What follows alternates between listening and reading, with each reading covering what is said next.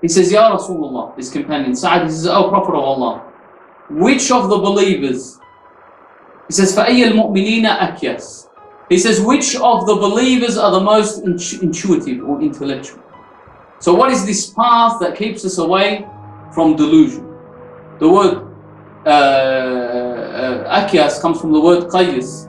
So the one who is intuitive and intellectual in his faith.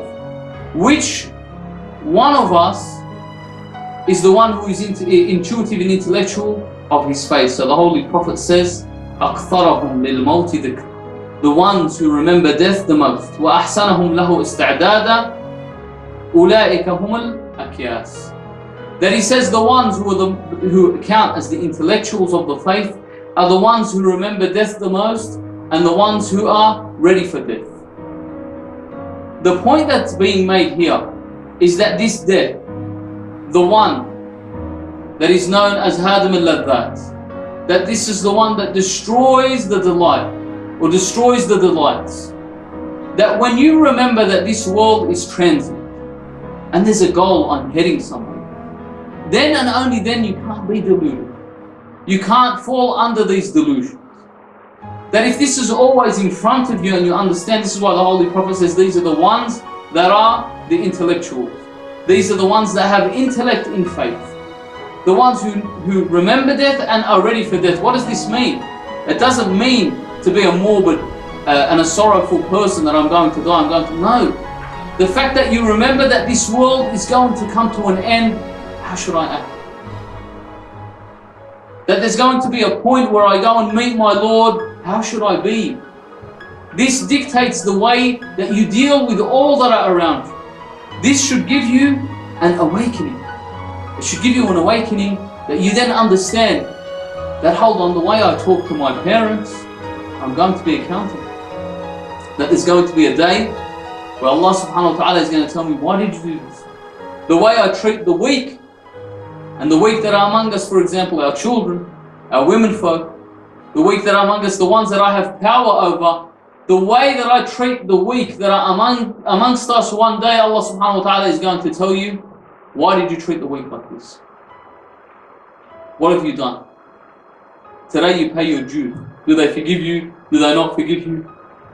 When you fall into sin, this is the same thing. When you have this before you, you can't be deluded. Why? Whenever you understand that there's death before you, that there's death in front of you, in other words, that you're heading towards an ending, then with everything you do, you have to think twice. For every action that you partake in, you have to think twice. That you have to calculate that one day I'm going to be accountable for this. What do I do? This was what the Holy Prophet was trying to tell his companions. That this element of change is very important. It's something that we really need to contemplate and understand. The way that we can keep our heads on the right track is through this remembrance that this world is transient. Number one. Number two, to understand that a lot of the desires we have are illusion. That it is just a deception of this world. And Allah subhanahu wa ta'ala continually warns against the deception of this world. Number three, the ability to change. Never despair. Never think that, you know what, it's over for me, that this is just the path that I'm on and this is the way that I'm going to live. Allah subhanahu wa ta'ala has given everyone the right and the capability to change. Furthermore, through this change, Allah subhanahu wa ta'ala says that not only will He forgive you your sins, but He will change you. Badalullah sayyi'atihim hasanat. That Allah subhanahu wa ta'ala will turn their misdeeds into good deeds.